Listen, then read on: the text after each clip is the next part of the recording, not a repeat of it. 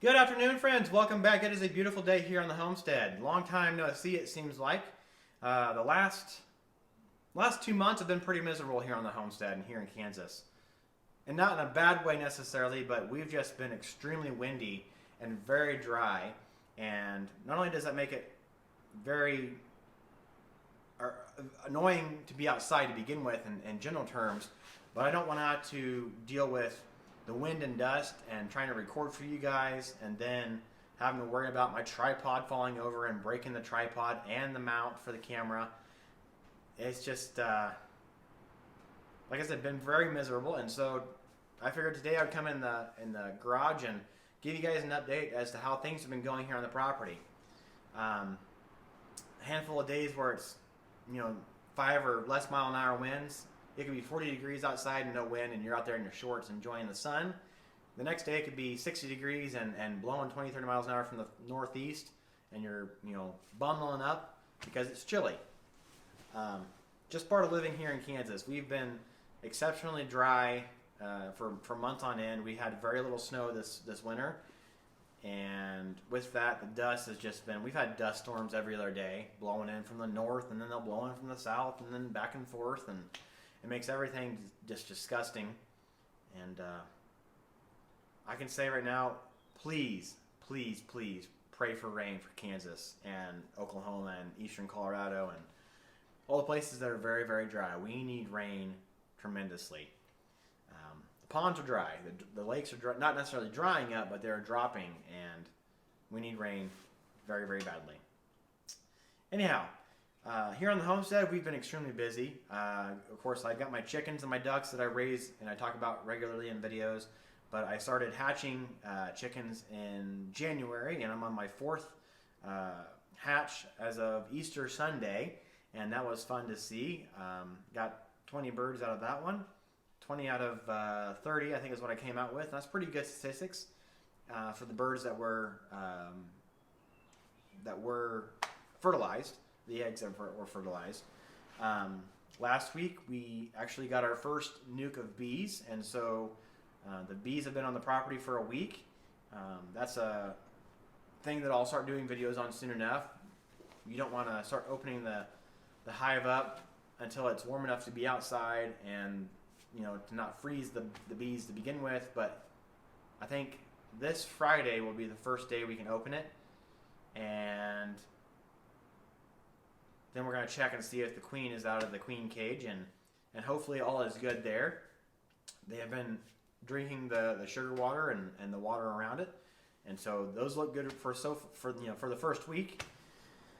And if you guys have been watching the channel for any amount of time, you know that when we bought this property, we came about it, and we saw that there were very, very few trees on it. And I think the initial count was anywhere from 12 to 15 living trees on the property. We have 80 acres. That's very, very few trees.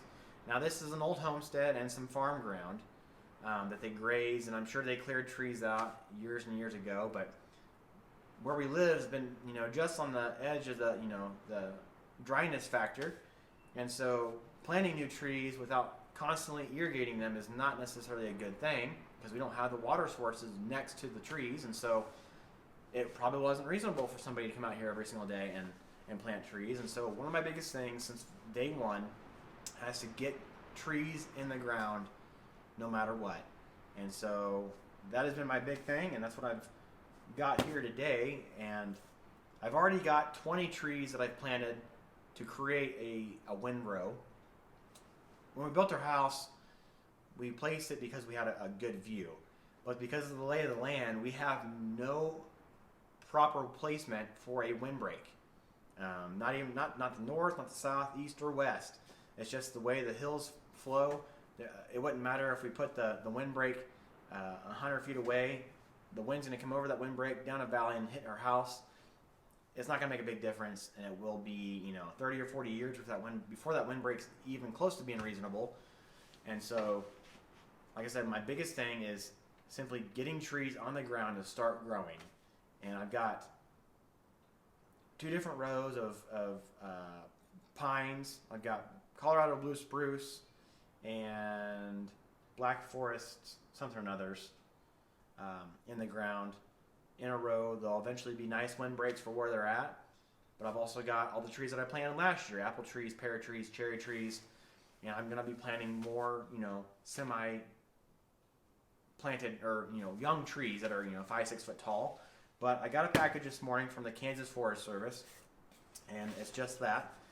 From the Kansas Forest Service, I purchased 150 trees and shrubs.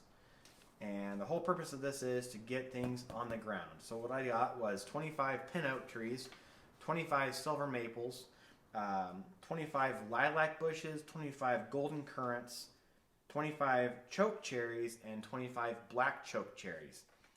Now, one of my things is I've been watching numerous homesteaders here on YouTube, and one of them is Permapasture Farms. And of course, Billy and his family, they live in a wetter area of the country. They have the hillside, they have the established trees, and they're talking about permaculture constantly.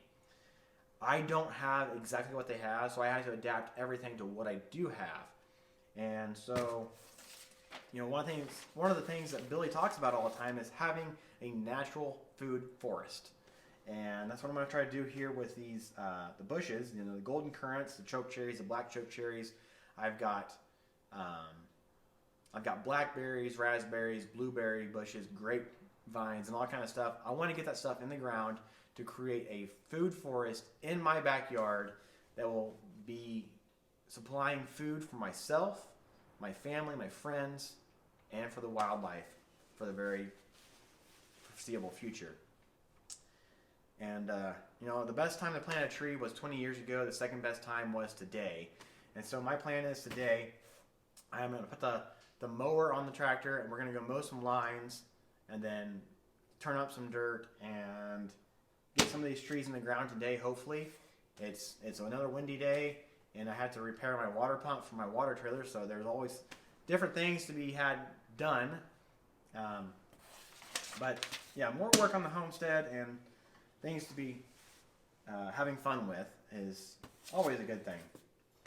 So I'm going to be making videos through this entire process. I think I'm going to try to get this stuff out to you guys.